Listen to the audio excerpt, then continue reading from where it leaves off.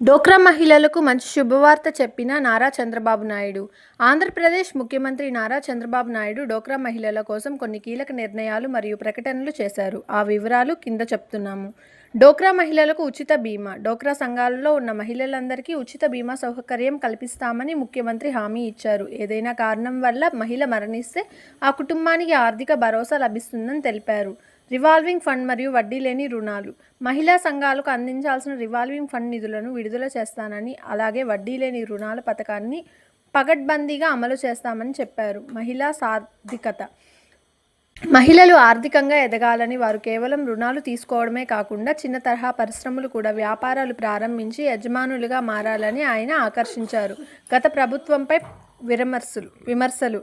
గత ప్రభుత్వం డోక్రా వ్యవస్థను నిర్లక్ష్యం చేసిందని, నిధులను దారి మళ్లించడానికి ముఖ్యమంత్రి విమర్శించారు.